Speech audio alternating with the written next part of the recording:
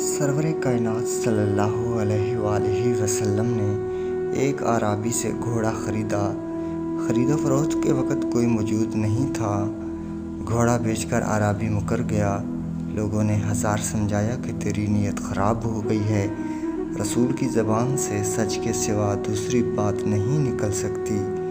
اس نے جواب دیا، سچ ہے تو گواہ پیش کرو، لیکن صحابہ واقعہ کے وقت موجود نہ تھے، اس لیے گواہ نہیں پیش کر سکے۔ اتنے میں کہیں سے حضرت خزیمہ آ گئے۔ انہوں نے اعرابی کو مخاطب کرتے ہوئے کہا، میں گواہی دیتا ہوں کہ تو نے اپنا گھوڑا سرکار کے ہاتھ بیچا ہے۔ اعرابی خاموش ہو گیا اور گھوڑا حوالے کرنا پڑا۔ سرور کائنات صلی اللہ علیہ وآلہ وسلم حضرت خزیمہ کی طرف متوجہ ہوئے اور دریافت کیا، خزیمہ، تم واقعہ کے وقت موجود تھے ہی نہیں، تم نے شہادت کیسے دی؟ خزیمہ نے جواب دیا، یا رسول اللہ، آپ کی زبان حق کی ترجمانی کرتی ہے۔ جب آسمان کی خبر سن پر ہم شہادت دیتے ہیں تو زمین کی خبر ہمیں شہادت دینے میں کیا تعامل ہو سکتا ہے؟ یقین کا چشمہ حقیقی آپ کی زبان ہے، ہماری آنکھ نہیں۔ سرکار یہ جواب سن کر بے حد مسرور ہوئے اور انعام خسروانہ کے طور پر اس دن سے یہ قانون بن گیا کہ حضرت خزیمہ کی ایک گواہی دو گواہوں کے برابر ہے۔ حضرت فاروق اعظم رضی اللہ تعالیٰ عنہ کا دربار خلافت کھلا ہوا تھا، مقدمات پیش ہو رہے تھے، مظلوموں کی داد رسی کا سلسلہ جاری تھا کہ ناگہاں ایک خوبصورت نوجوان کو دو طاقتور آدمی پکڑ کے لائے اور فریاد کی، امیر المومنین، اس ظالم سے ہمارا حق دلوایا جائے، یہ ہمارے بوڑھے باپ کا قاتل ہے۔ امیر المومنین نے خوبصورت نوجوان کی طرف اشارہ کرتے ہوئے فرمایا، تم صفائی میں جو کچھ کہنا چاہتے ہو کہہ سکتے ہو۔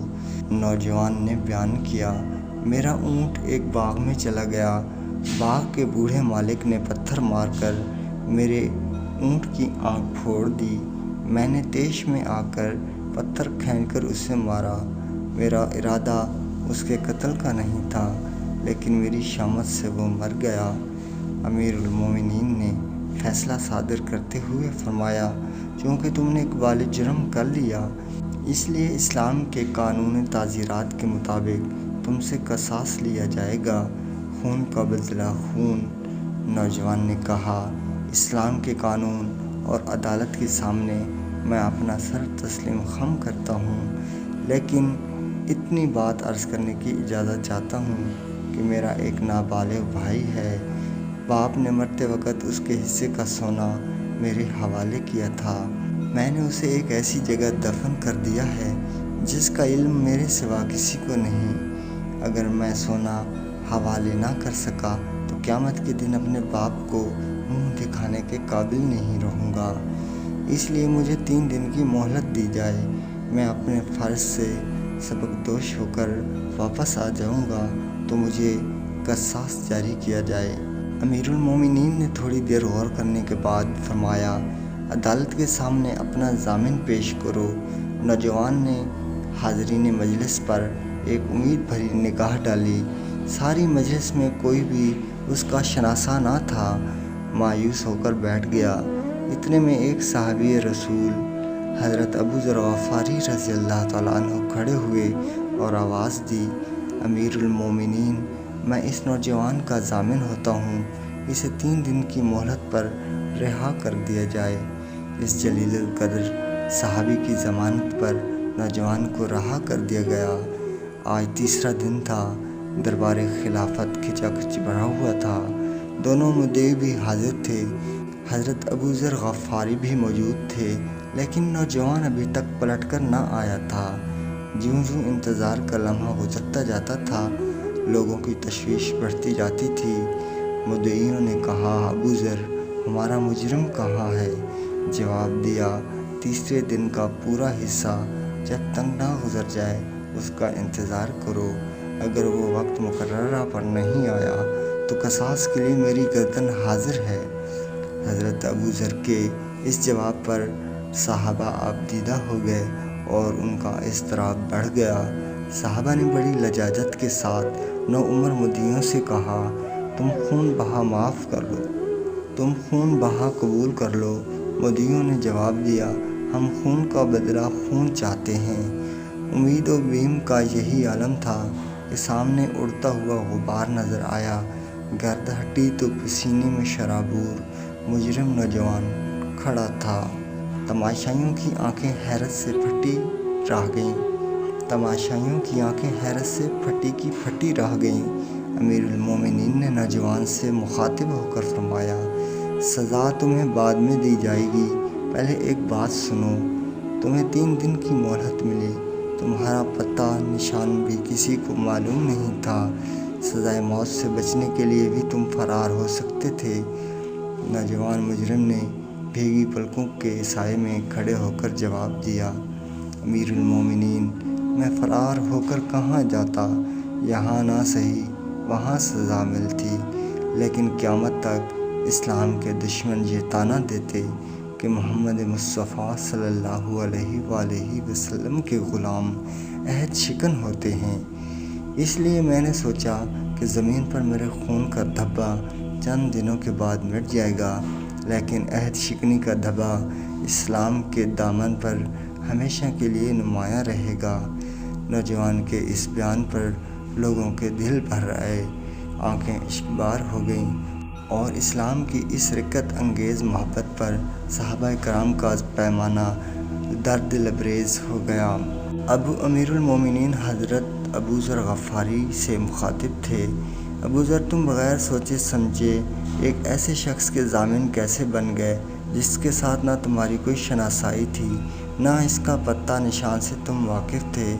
ایک راہگیر پردیسی کی سزائے موت کا بار تم نے اپنے سر لے کر کتنا المناک قدم کیا تھا۔ اگر خدا نہ خواستہ وہ نہ آتا تو آج ابو ذر کے ماتم میں مدینہ کا کیا حال ہوتا؟ حضرت ابو ذر بے تاب ہو کر کھڑے ہو گئے، امیر المومنین، میں ابو ذر 1000 ابو ذر مدنی سرکار کی ادائے رحمت پر قربان ہیں۔ ایک غریب الوطن مجرم تاجدار کونین کے غلاموں کے درمیان کھڑا پناہ ڈھونڈ رہا تھا، اس کے چہرے کی افسردگی اور نگاہوں کا یاس مجھ سے نہ دیکھا گیا۔ میں نے سوچا وقت کا قافلہ گزر جائے گا، نشان قدم باقی رہے گا، کہیں آنے والی دنیا یہ نہ کہہ دے کہ محمد رسول اللہ صلی اللہ علیہ وآلہ وسلم کے غلاموں میں اتنی بھی غم گساری کا جذبہ نہیں تھا کہ اپنے ہی ایک بھائی کو 3 دن کے لیے پناہ دے دیتے۔ امیر المومنین، کیا یہ طعنہ کہ مدینے کی بھری آبادی میں ایک غریب الوطن مجرم میں کوئی ضامن نہ مل سکا ہمیں مر جانے کے لیے کافی نہ تھا؟ ہم ضامن نہ ہوتے جب بھی آج ہماری موت کا دن تھا۔ حضرت ابو ذر غفاری جواب دے کر یوں ہی بیٹھے، دونوں مدعی کھڑے ہو گئے۔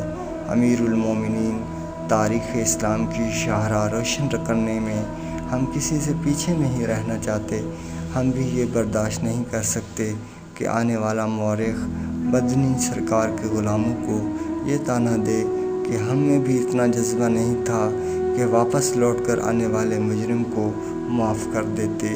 امیر المومنین، گواہ رہیے کہ ہم اپنے احباب کا خون کا دعویٰ واپس لیتے ہیں اور دل کی اتھاہ گہرائی سے اپنے ایک بھائی کو معاف کرتے ہیں۔